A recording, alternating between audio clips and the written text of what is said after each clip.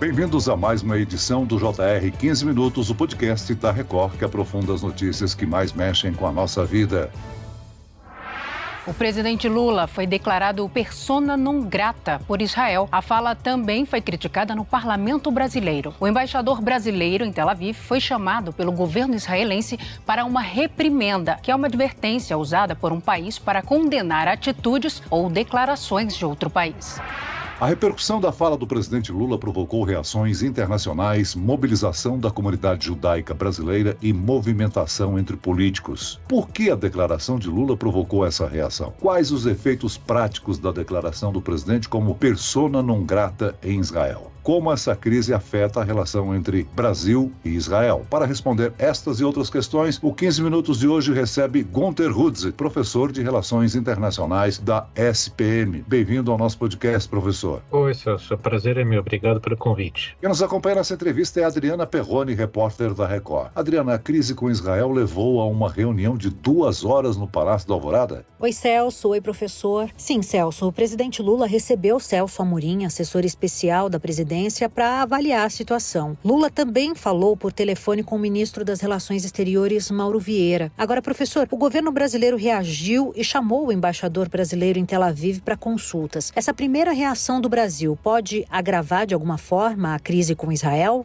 Poderia ter uma escalada dessa crise se for uma intenção do governo israelense, mas pelas informações que começaram a circular na terça-feira de manhã, não é isso que Israel quer. Mas até mais ou menos justificável, né? O governo brasileiro tem, vamos colocar na linguagem, né, mais popular, salvar a cara, porque nesse momento a única forma de Brasília efetivamente conseguir não escalar seria se retratar, porque foi um erro absurdo o que o presidente Lula fez. Então, como, principalmente em termos de política externa, quem consegue convencer o presidente Lula é o embaixador Celso Amorim, que é o assessor especial, e pelo perfil do embaixador, isso não vai acontecer, ele já deixou muito claro isso em algumas entrevistas. Então, é uma forma de tentar sair por cima dessa crise que o próprio presidente se colocou. Agora, professor, para entender a origem dessa crise, vale analisar a declaração do presidente Lula. Por que a comparação da ação israelense na faixa de Gaza com o Holocausto ofende, assim, tão gravemente o povo judeu? O Holocausto, Celso, foi uma política elaborada durante anos, antes até mesmo do partido nazista de Hitler chegar ao poder, e visava eliminar sistematicamente todos os judeus da Alemanha e dos territórios ocupados pela Alemanha na Segunda Guerra Mundial. Ou seja, foi uma política de Estado de eliminar um grupo próprio, específico, ou seja,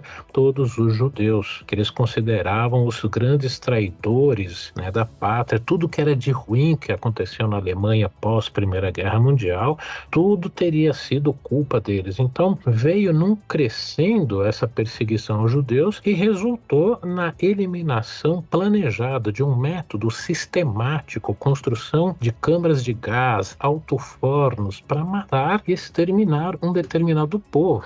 Então, colocar isso como sendo algo que Israel estaria fazendo hoje é comparar o próprio povo judeu ao que a Alemanha nazista fez. Ou seja, o que eles sofreram, eles estariam fazendo. Coisa que nenhum governante, em sã consciência, tinha feito esse tipo de comparação. Por isso que realmente pegou tão profundamente, só que a gente não pode esquecer, né? Essa é a última declaração do governo brasileiro, bastante contrária a Israel nessa guerra ali na faixa de Gaza. Portanto, não é do nada. Não foi só por causa dessa declaração. Essa declaração é efetivamente muito ruim, mas vem na esteira de outras. Agora, vale lembrar, né, professor, que a declaração de Lula veio na sequência da decisão do presidente em aumentar os repasses de verbas para a agência da ONU para refugiados palestinos. Essa decisão foi na contramão do que fizeram outros países ocidentais depois da denúncia de ligação prisão de funcionários da agência da ONU com o Hamas. Por que o governo brasileiro age nesse conflito de forma tão diferente de países como Estados Unidos, Alemanha ou França? Porque, historicamente, o PT sempre teve uma ligação e um apoio à autoridade palestina. Primeiro, a antiga OLP, Organização para a Libertação da Palestina, antes dos acordos de Oslo de 93-94. Com a criação da Palestina, tanto que o governo brasileiro reconheceu a Palestina, tem a embaixada palestina aqui em Brasília. E depois uma ligação forte com o próprio Hamas, que tomou o poder num golpe na faixa de Gaza, e o PT continuou sempre apoiando o Hamas sem questionamento nenhum. Nunca consideraram, nunca teve uma discussão dentro do PT de colocar ou não o Hamas dentro dessa categoria. Portanto, historicamente, sempre houve esse apoio. E por isso mesmo,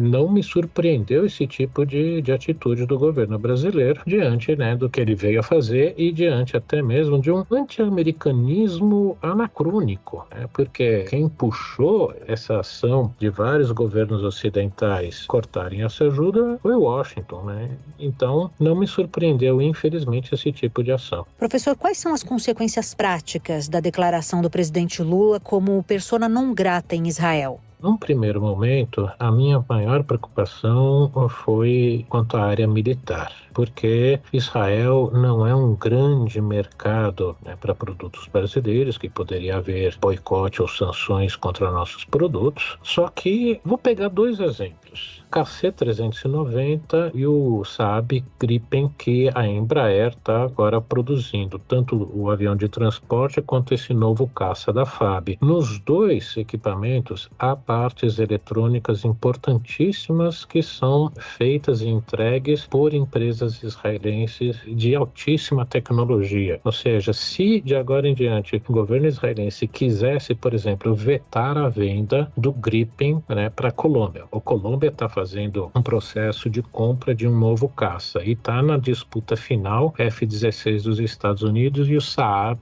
Gripen, que poderia ser aqui o que a Embraer vai começar a produzir para exportar aqui para a América do Sul. Israel poderia vetar essa venda. Então, nesse momento, houve essa preocupação, os meios militares estão preocupados porque não são só esses 2, há outros equipamentos israelenses que nós utilizamos na área militar e que poderíamos sofrer problemas por causa disso.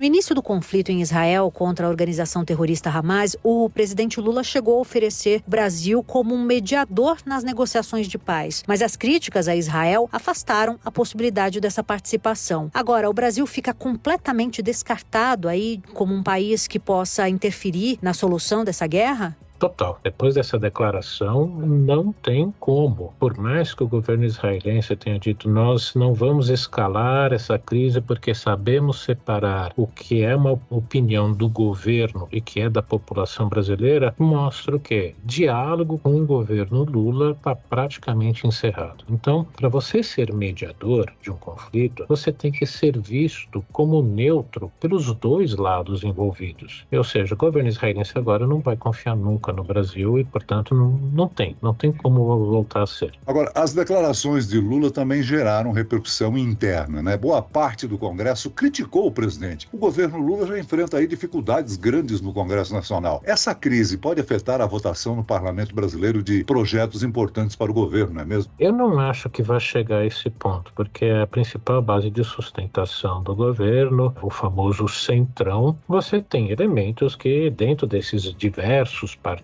que realmente se alinham mais à visão ideológica do ex-presidente Bolsonaro, mas o governo já não contava com esses votos. Então eu até acho que não vai chegar a tanto, mas ele pode ter problemas como, por exemplo, o ministro das Relações Exteriores ser convocado ou no Senado ou na Câmara dos Deputados, possivelmente mais no Senado, para dar essas explicações. E uma convocação de um ministro, o ministro não pode se negar a ir. Isso já criaria um constrangimento. Com certeza todos os senadores de oposição iriam tentar de tudo constranger o ministro, mas eu não acho que as principais pautas econômicas do governo possam ser afetadas por essa crise internacional. Agora, além da relação do governo com o Congresso, esse posicionamento de Lula gerou aí uma grande reação de boa parte da sociedade, Uma pesquisa do Instituto Real Time Big Data constatou que 83% dos dos brasileiros discordaram da declaração do presidente. Essa pressão interna também pode ser importante para definir os rumos do governo nessa crise com Israel? Eu espero que sim, porque essa declaração não faz muito sentido. Eu parei para pensar quando eu vi no vídeo que foi dito, conversei com colegas, a gente tentando entender o porquê, qual o motivo de ter soltado esse tipo de nota nesse momento, não faz nenhum sentido. Então, espero que tenha sido um lapso de memória, algum momento de entendimento ali cognitivo na hora, que volte atrás de não tentar escalar e deixar passar, porque se realmente ele tentar manter essa posição e continuar falando, se pronunciando em torno desse assunto, ele vai conseguir fazer que uma parte importante desse eleitorado, dentro desse número expressivo que essa pesquisa mostrou, possa levar a um reflexo em vários candidatos do campo da esquerda, em várias cidades, principalmente nas grandes capitais, em especial São Paulo. Então, por causa disso, e por ser um político tão experiente, eu espero que ele deixe o assunto desaparecer por si próprio. Professor, a relação comercial entre Brasil e Israel não tem grande peso na balança comercial brasileira, mas Israel compra muitos alimentos do Brasil e com a guerra entre a Rússia e a Ucrânia, o Brasil passou a comprar mais fertilizantes de Israel. A crise pode afetar o setor agrícola brasileiro, na sua opinião? Até pode, mas eu não acredito que vá escalar para isso. Como eu disse, por mais que o embaixador Celso Amorim tenha dado declarações recentes de que o presidente Lula vai abrir o caminho para outros líderes fazerem as mesmas críticas a Israel, eu acho difícil isso. Então, como não vai ter isso, o entendimento, o bom senso deve prevalecer no Palácio do Planalto, outros ministros devem conseguir mostrar que é melhor deixar para lá e por isso mesmo temos muitos interesses econômicos em jogo que poderiam ser afetados e aí deixar, porque realmente há instrumentos que Israel poderia utilizar, eu não acredito que venha a tanto, que viesse a prejudicar o Brasil. Agora, professor, qual o caminho para reverter essa crise? O presidente Lula terá que se desculpar por suas declarações ou há outros meios diplomáticos de os dois países retomarem relações de forma progressiva? Olha, acredito que o chanceler Mauro Vieira vá para Israel, vá pôr panos quentes, possivelmente não chame atenção para isso. O embaixador brasileiro vai voltar para Israel daqui a dias ou mesmo semanas, ou seja, quando outros assuntos começarem a ocupar o noticiário, discretamente o governo brasileiro vai começar a emitir esses sinais, não vai voltar a ser o que era antes. E isso jamais. Eu digo isso por quê? Porque o próprio embaixador Celso Amorim já afirmou categoricamente que o presidente Lula não vai se retratar porque ele estaria correto e que ele utilizou exemplos históricos. Utilizou exemplos históricos de forma errada. Isso que tem que ser dito. Então, diante dessa postura, eu acho praticamente impossível Israel voltar a ter as relações que tinham com o governo do PT como antes dessa crise. Ou seja, as relações vão ser, na melhor das hipóteses, mornas até o fim do governo Lula. Esta situação, essa crise, implica no intuito do Brasil de buscar assento no Conselho de Segurança da ONU? Essa implicação e outras. Primeiro que, com certeza, os governos ocidentais, Estados Unidos e Europa, olharam para esse tipo de declaração e não vão esquecer. Como, por exemplo, o Brasil foi o primeiro país que criou a Liga das Nações, foi o primeiro a sair, criando esse processo de enfraquecimento da Liga das Nações em 1926. Isso fica gravado. Assim como o Brasil também sempre se pronunciou durante vários governos que era um país que contribuía com forças de paz e a gente mandava sempre um observador no máximo e isso também sempre foi notado por esses governos, ou seja, o Brasil também tem história passada de não ser confiável por parte desses outros governos. Olha como um país que muda de postura com uma certa frequência, apesar de todo o trabalho sério que o Itamaraty sempre teve durante ao longo do século XX de tentar manter essa tradição, linha no que se diz, uma política de Estado, independente do governo de plantão, certas linhas não mudavam.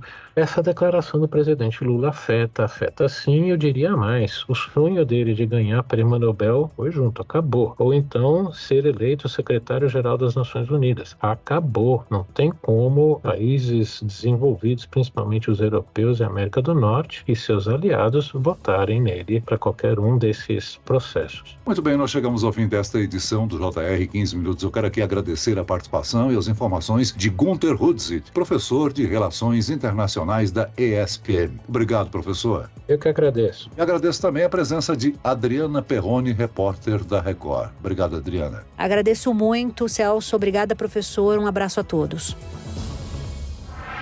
Esse podcast contou com a produção de David Bezerra e dos estagiários Fernando Russo e Isabela Santos. Sonoplastia de Marcos Vinícius. Coordenação de conteúdo, Edivaldo Nunes e Deni Almeida. Direção editorial, Tiago Contreira. Vice-presidente de jornalismo, Antônio Guerreiro. Você pode acompanhar o JR 15 Minutos no portal r7.com, nas redes sociais do Jornal da Record e nas principais plataformas de streaming. Eu, Celso Freitas, te aguardo no próximo episódio. Até amanhã.